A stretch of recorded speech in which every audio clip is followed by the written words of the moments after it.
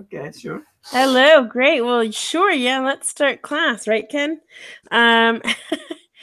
So today we're going to be discussing reflexive verbs.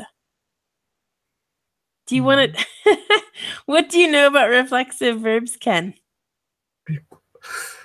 Reflexive, which sounds like themselves or ourselves. No, but it's not Yes. verb. Themselves or ourselves. Themselves is themselves is what? Ourselves, or Ourselves, themselves, yep. it's not word. It's not verb, right? Right. So we need some help, right? Yes. Let me actually, as I was telling Ken, my computer is going slow today. I'm pretty sure the virus is still here, which is fantastic. So everything goes slow. So one moment, let me screen share. Reflexive verbs. Okay. All right, looks like you can see this now. So reflexive verbs. What is a reflexive verb? Well, a reflexive verb is a verb, and then it has a reflexive pronoun. So that's what you were saying, is that it doesn't have, there's no verb that's reflexive, but you're right. It's just the pronoun that's reflexive. Okay. So today we're going to investigate this topic. There's a lot of information. Some I think we'll know, some things might be different, some might just make sense. So for example, we have these reflexive pronouns. Okay, so I've done this in a specific order, by the way. So let's take a look. So the first person singular is myself, because first person singular subject is I. Now, first person plural is ourselves, because the subject in the first person plural is we. Now, I hope that makes sense. Otherwise, I can do a little chart here.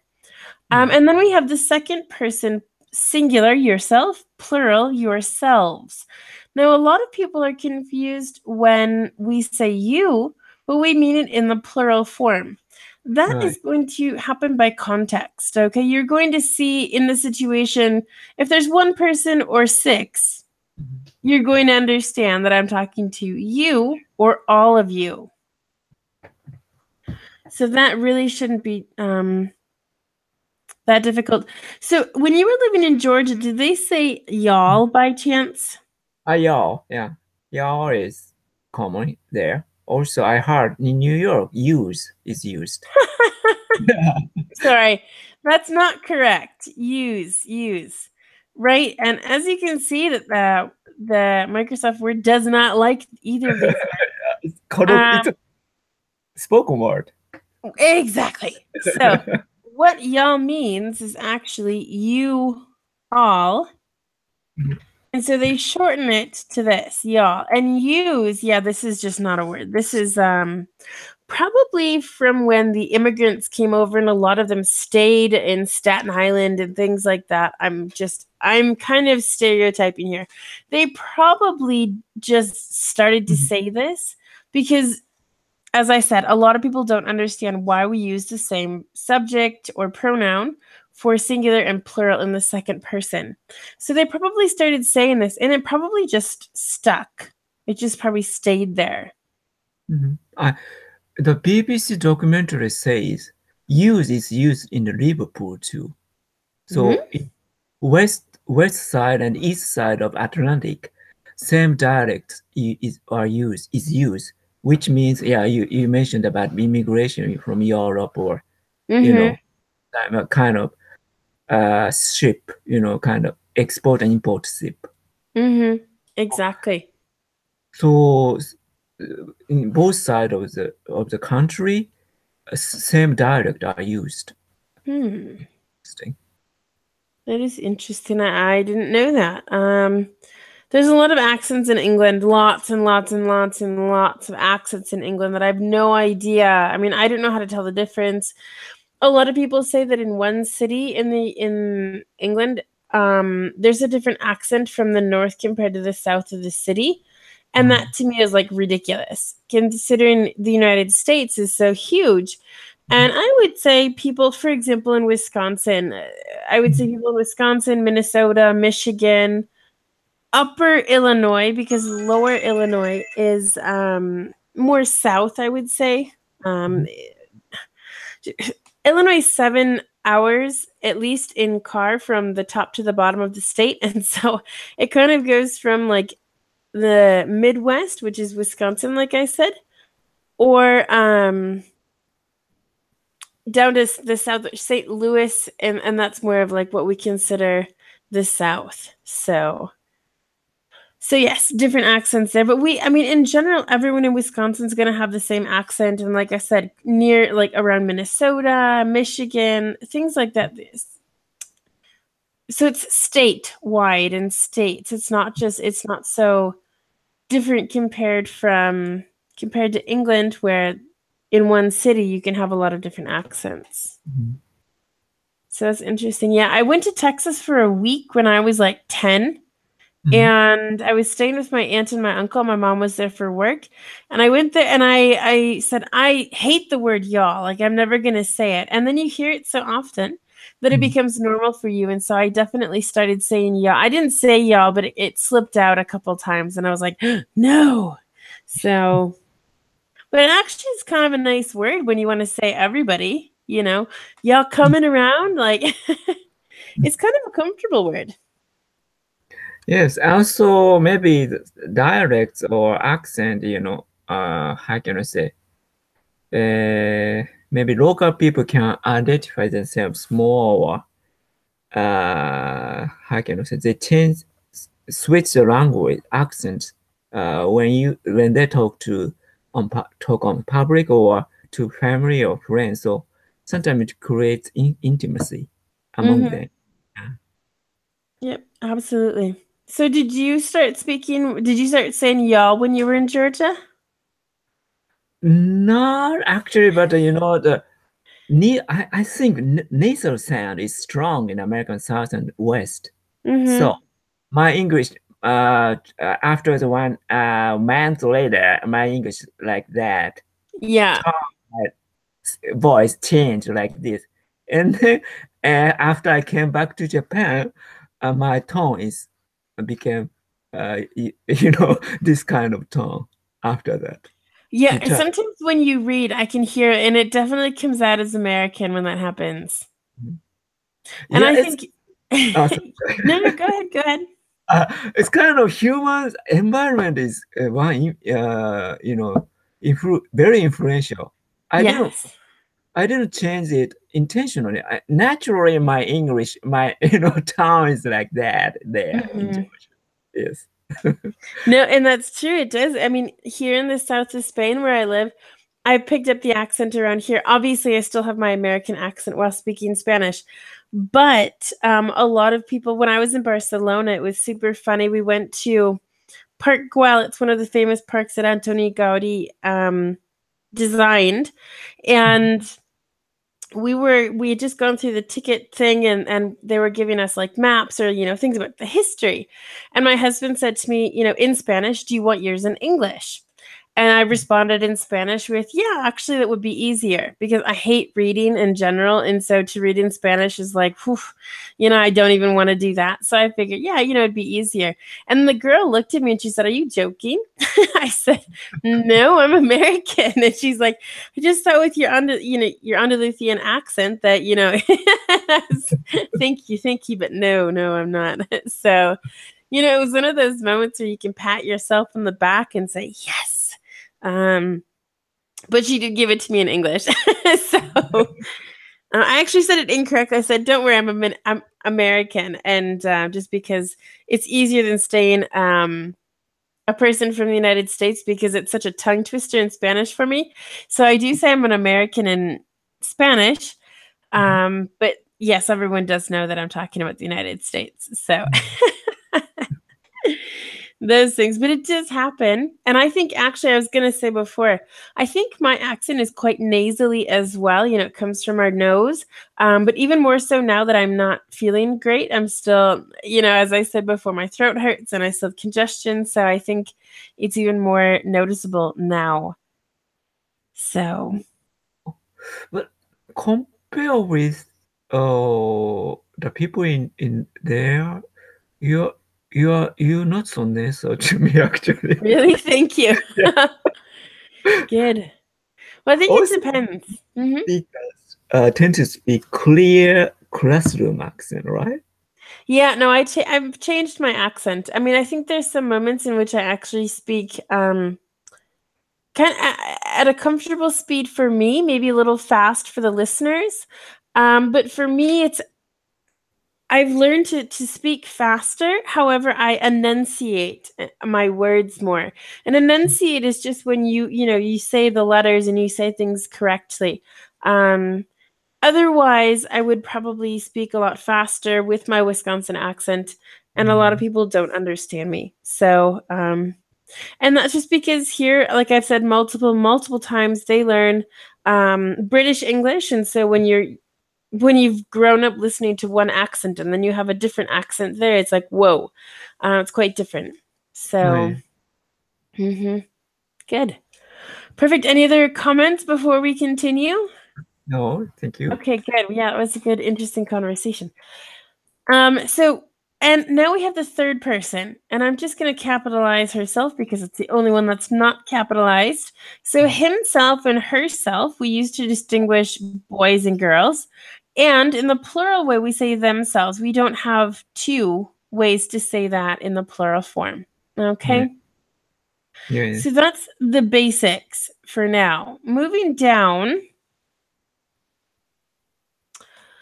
It says, we also have a reflexive pronoun oneself or one, depending on the structure of the sentence, but it's not very commonly used in modern day English. It's used for general situations. For example, behaving oneself in public is important. And so we have our verb, which we're starting with the ing form because, Ken, do you know why? Why does our verb have ing?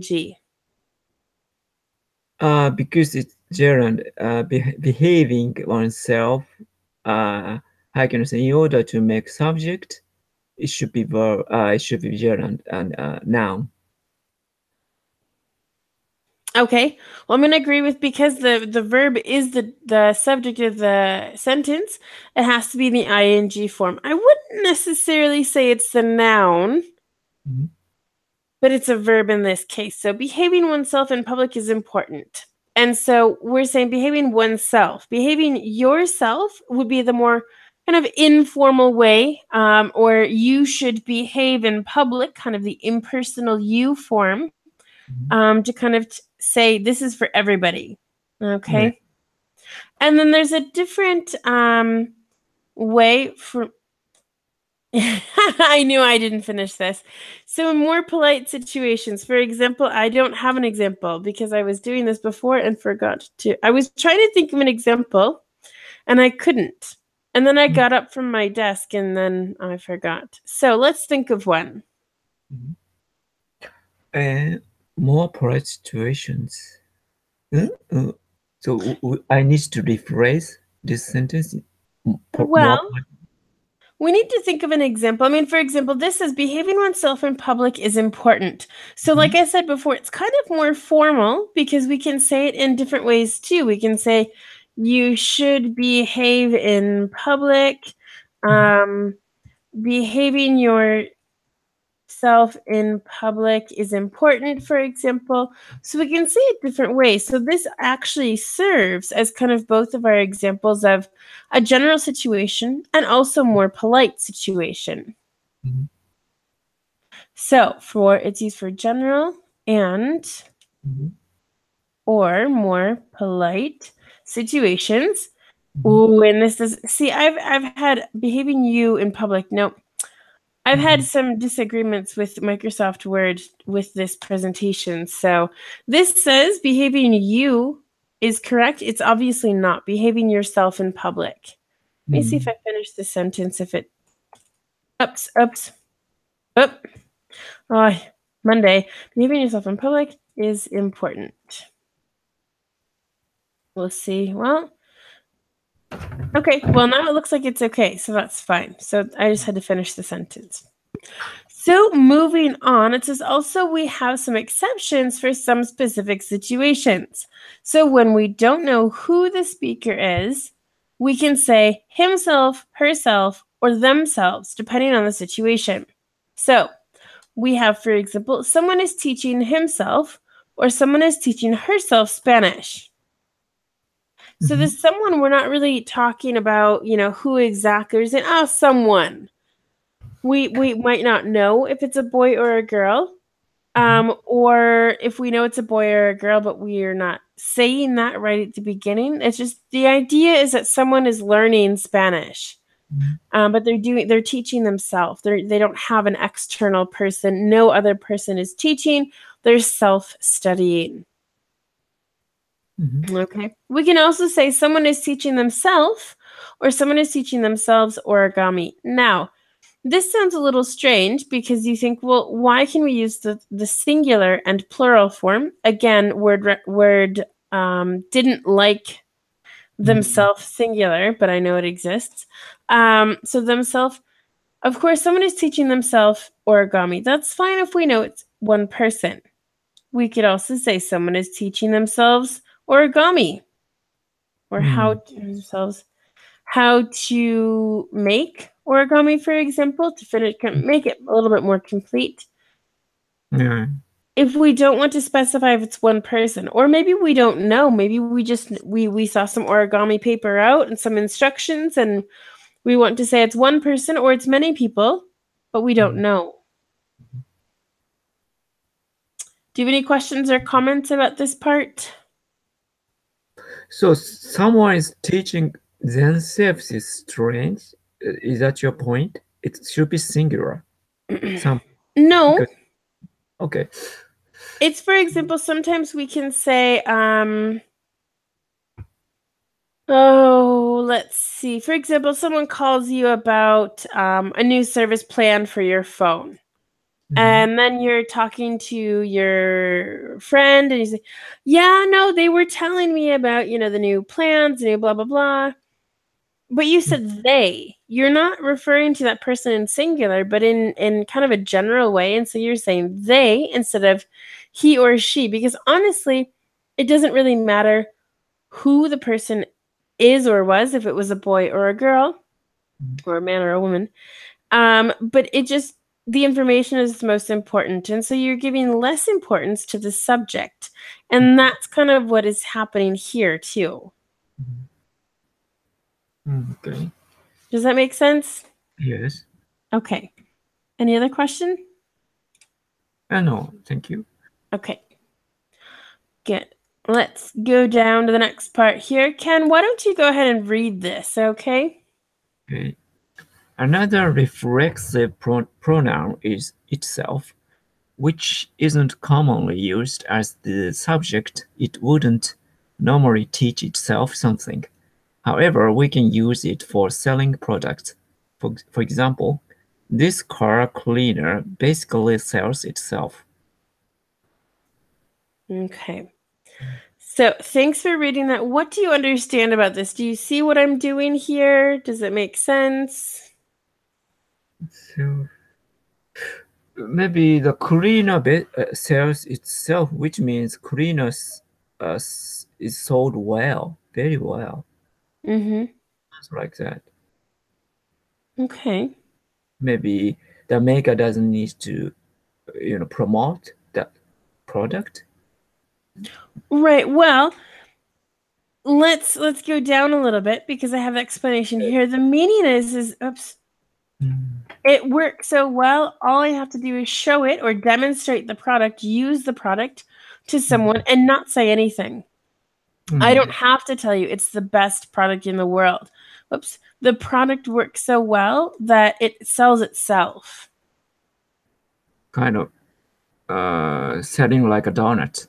Like donuts. Oh, and donut. I forgot the idiom. Sells like a donut. Sells like a donut? think I'm missing that. I think it's idiom.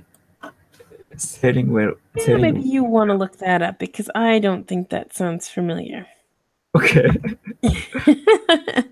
I don't think I've ever heard that before. So, yeah, you let me know if what that is. But in general, this is, what it's saying. The product's so good that, we don't even, I don't need to say anything. It's just so good. Mm-hmm. So that's how we can use itself, because we're not going to say it. Well, we can say it basically sells itself if we know we're already talking about the car cleaner.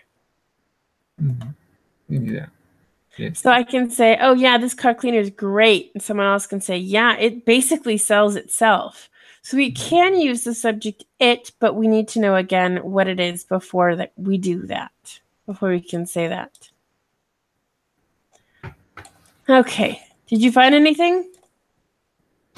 No. Okay. No, don't worry about it. Don't worry about it. Maybe even next class would be fine. Yes. So that's fine. So this next part I want to mention is kind of the more common use. All right. So Ken, do you want to read this or do you want me to read that? When do we use reflexive verbs? We use reflexive verbs when the speaker is speaking directly about an action which they are doing. For example, she's enjoying herself at the beach. He blamed himself for the accident. She looked at herself in the mirror. Good. So this is going to be the most common way in which we use reflexive verbs. When you do something, but as it says here, it kind of reflects that person. It's going back. They're talking about themselves. So she is enjoying herself. You can also say this in a different way. She is enjoying the beach, for example. She's having a great time at the beach. She's enjoying, I don't know, the sun. So there's different ways, again, that we can say this. But if you want to kind of add some emphasis, and so she's enjoying herself so much, she doesn't want to come home, for example. So it depends. Okay. He blamed himself for the accident. In this case, we need it. We need a pronoun after blamed, because you have to blame someone for something. It can't just be where he blamed the wind. It could be the wind that was the problem, for example. But we need some kind of more information after this verb. Okay. So he blamed himself for the accident, or she looked at herself in the mirror. I think this is one of the best example sentences to really kind of understand reflexive, because you see your reflection in the mirror. No. So I'm looking at my reflection. It's reflecting me in the mirror. And so it's kind of reflexive. It's, you're doing something in which relates back to yourself. Does that make sense? Yes. Okay. Well, let's continue. We have a lot of different examples here today.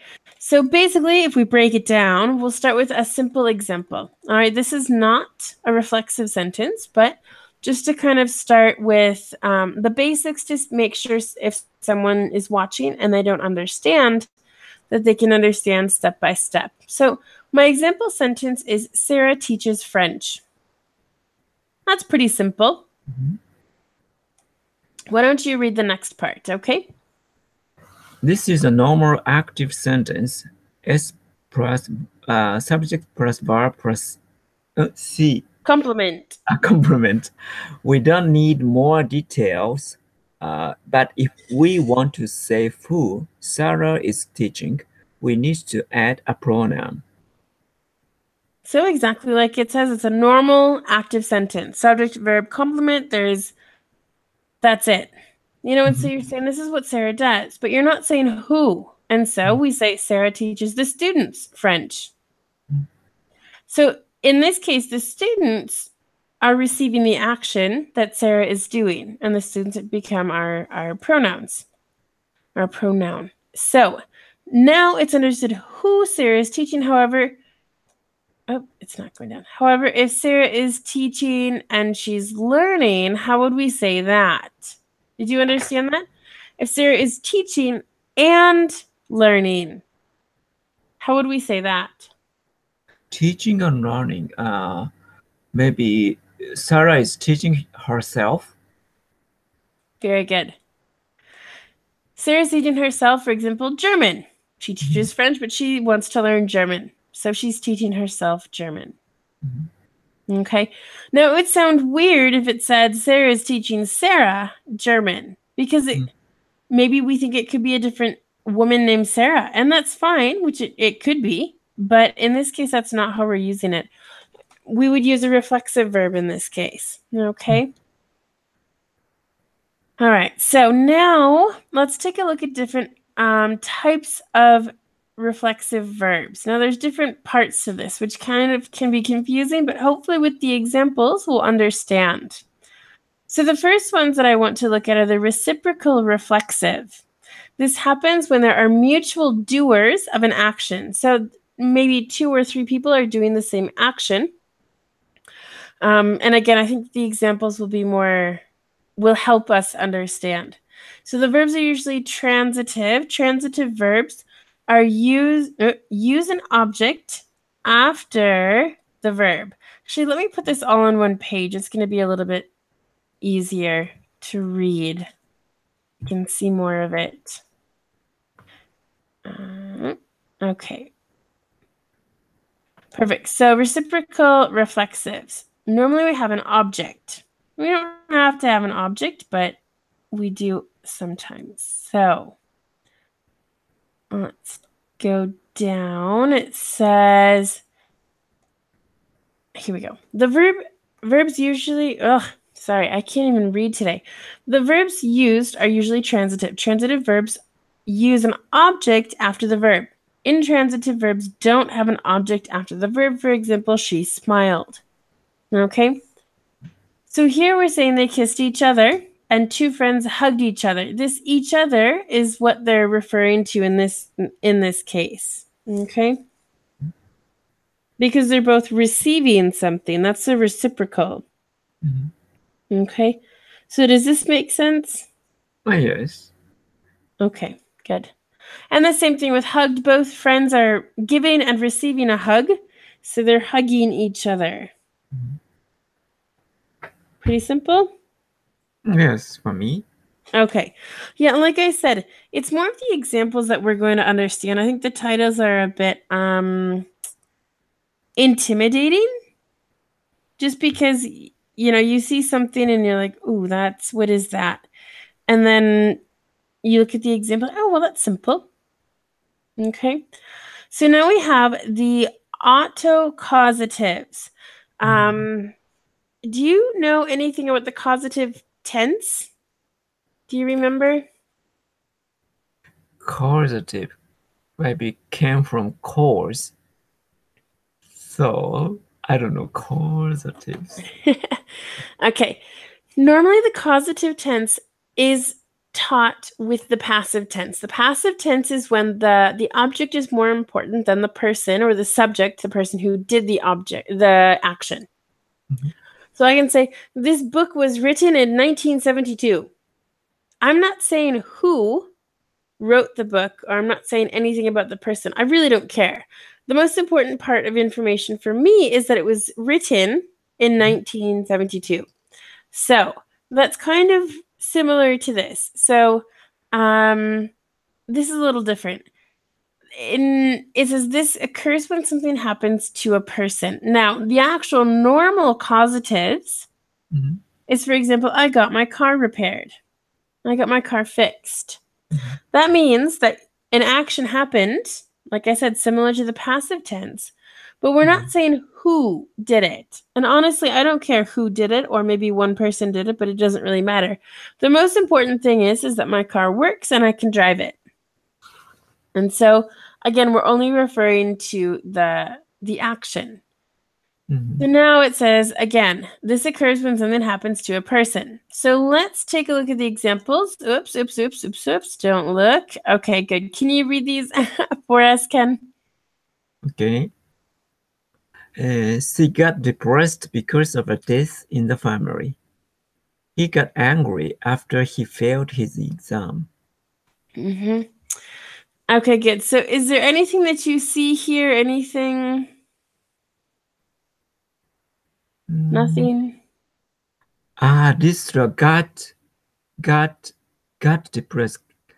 Uh, how can I say? Not has got, right? Nope, just got. Yeah, I still confuse this kind. I can get the meaning, but I don't know. That's Oh, okay. the difference.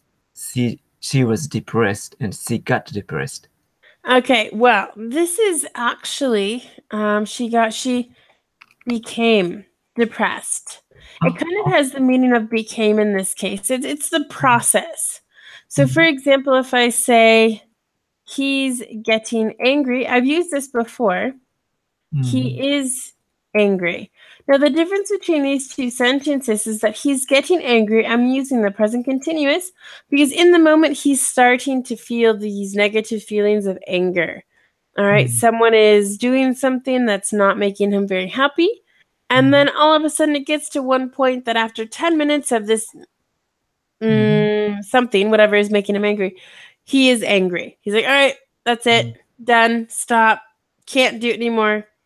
Then he's angry. And so there's a difference of the process of becoming angry and actually being angry. Okay. And so this is kind of that same idea. So she got or became depressed because of a death in the family, or he got angry after he failed an exam. He thought, oh, I should have studied and I didn't. Okay. Okay, so if you use it more in the case of became or become, it kind of makes some more sense. All right. Well, with that, let's go down here. This is something that, like I said, these titles are a little bit intimidating. So anti-causatives, which is against causatives, and then or ergatives. Now, ergative is a tense that I actually learned about probably a month ago. Yeah, probably a month ago. I saw it for the first time. Again, it's intimidating, but it's really simple. So Ken, would you please do us the honor and read this part here? Okay. These types of reflexive verbs are used when there is an action but no one is doing the action. The important part of this tense is that the action happened, not who. This is very similar to the passive voice. The door opened. Exactly.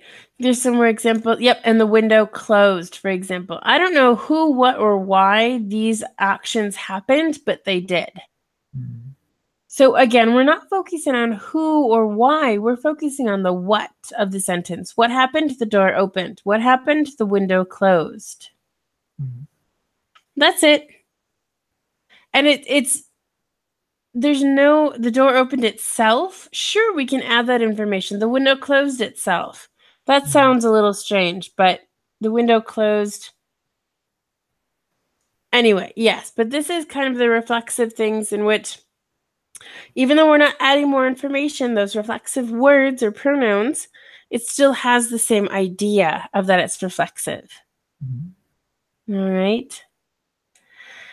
And this is the last part here. Another way we can use reflexive nouns is, and again, like I said, where's my ignore?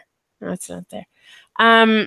We're using prepositions in this part. So we can use by plus a reflexive pronoun, or we can just use the word alone. So we have some sentences here in which we have the reflexive pronoun or the word alone. So Ken, could you read these sentences for us? Okay. She cleaned her room by herself, alone. He did his homework by himself, alone. She bought a purse for herself. He purchased new golf clubs for himself. So good. So like I said, actually what I'll do is, I knew that was going to happen. There. Now we have she cleaned her room by herself, or she cleaned cleaned her room alone. So this by herself goes together just like by himself. Okay, or alone. Now in these, they're very similar sentences. She bought a purse for herself. Okay, that's fine. He purchased golf clubs for himself. Now, when we use kind of a verb like this, which is, how can I say it?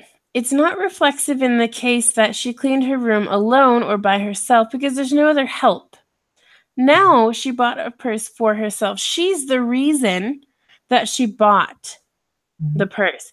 That's why we're using the preposition for in this case. Does that make sense? Yes. Okay. If you were to say she bought a purse by herself, which it kind of has the context of maybe it's a young girl who's like 7 or 8 who really doesn't have any experience buying anything, and she goes into the store or shop alone, and she buys herself a purse. Now, then, yes, I mean it does work, but in kind of those very specific cases. But now what I want to do is compare, and I'm just going to move these down.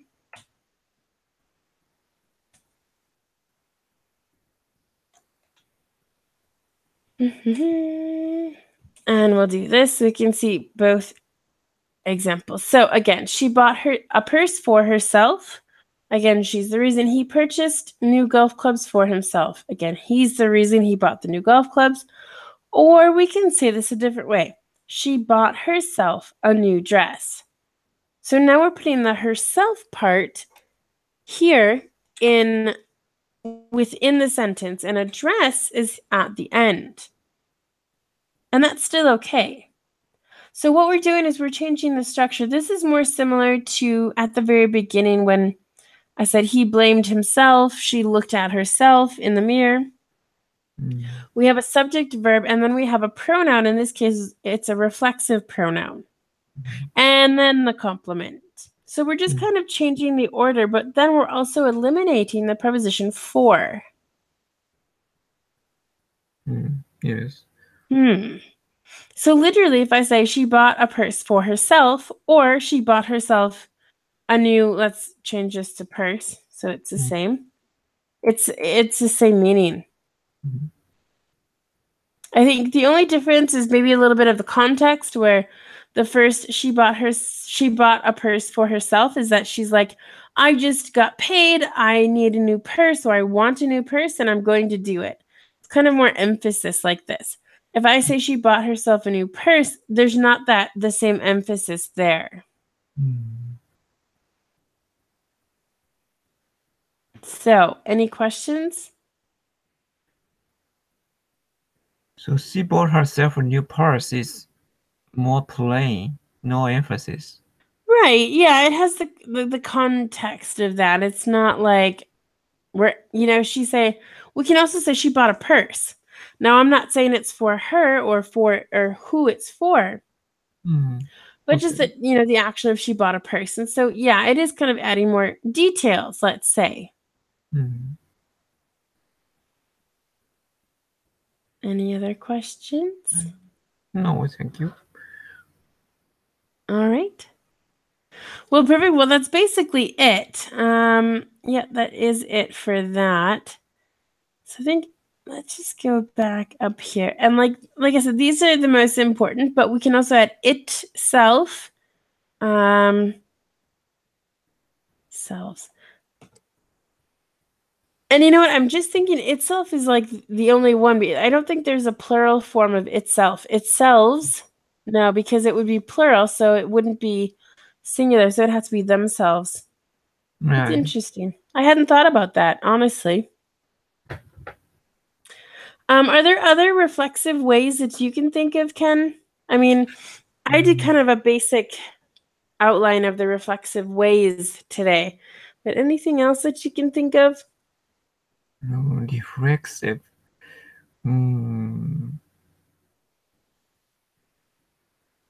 I don't know. No, you're right. I mean, like I said, I kind of did the basics here today, so. Reflexive. No, that's fine. No problem. That's good. Let's see. So, like I said, that's kind of it for the presentation. I don't have any other information for us today. There's no practice. Actually, I thought it was going to take longer than that. That's why I wanted to speed it up here at the end. So that's good. Well, I want to talk a little bit about, let me stop screen sharing for a second here. That way you can see the lovely sunny Spain at the moment. Nice. It's a little sunny. So Wednesday, I'm going to be doing a class about Pi Day. Pi is a number used in math. And I've started the presentation. It's going to be interesting. I can tell you that. There's going to be some history in here. It's going to be good for information, for knowledge, general knowledge. It's kind of an American cultural thing, I think, just because here in Spain, it's not the same, and we'll learn why it's not the same. So yeah. Do you know anything about pi right now? Yeah, as I noticed because you mentioned about that, class, and I checked and I talked about that. I chatted about that in Tweetcast. Oh. Twitter has a kind of broadcasting system. I commented on that, and nobody knows that. No Japanese knows that because it's a Japanese. So yeah, actually, so that is interesting. Also, I thought why PI not PIE? You're asking, or maybe I can. Okay, well, I don't know. Well, I think I know, but we'll wait until Wednesday to figure that one out. But I'm pretty sure I know what that is. So the answer. But yeah, I mean, it'll be good, interesting. Yes, it is math, but no one really knows it because of something very specific, which, like I said, I'll mention then. Other things, let's see, for next Monday and a week from now, we'll be looking at some more idioms. Idioms are always useful. Maybe things that we can do at work or things like that. And then on Wednesday, I want to look at some adjectives. Common adjectives, but we can use them to talk about our feelings.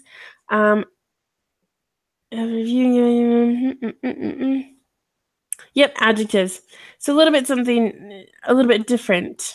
So good. Any questions at the moment? No, thank you. Okay. Perfect. Well, that's it. Anything in general? Are there any topics in general that you'd like to learn about or anything in English?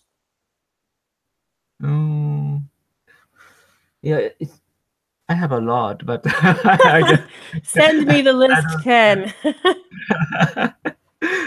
Just simple questions or something that you want to ask?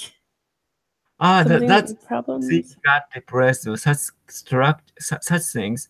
I can get the meaning of, but it's kind of vague. But I can clarify the meaning.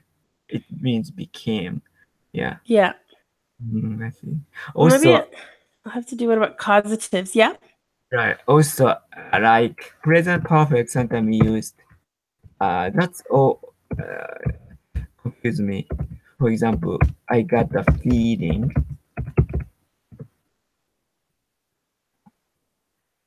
Hold on. Oh. I got a feeling. That's kind of more of an expression, I'd say. I got a feeling. I've got a feeling. I have the idea that it's kind of a sensation. I would say that's more of I have a feeling that something is going to happen. I have a feeling about something. So if you change got to have, there's sometimes in which got and have are the same, but they're not at the same time. And I would use this without the have, actually. I'd say I got a feeling or I have a feeling. Same meaning. Yeah. I've got a feeling. I have a feeling. I got a feeling. all three are same. In this context, yeah. Let me take a look. I'm just looking here in my schedule so I can add the causative tense. Because it's one of those things that's very common. Okay, causative. And maybe I can do one with like have and got similarities and differences. Mhm. These differences. That way, I can remind myself. So interesting. No, but I'm just looking for different topics. As like I said, I'm not running out of ideas. I have a lot of different ideas. But if there's something I can focus on now or sooner, then that would be good. So yeah, just getting some ideas to kind of work on the schedule a little bit at some point. So fantastic. And I think, you know what, for now, that's about it. I'm going to go take something for my headache because that's not going away. So have a great day, and I will see you on Wednesday for Pie Day. Okay, thank you very much. You can bring pie if you want, okay? Yeah, I got But it. you don't have to eat it alone, so perfect. All right, good. Well, enjoy your day, and see you on Wednesday. You too. Bye bye. All right, bye.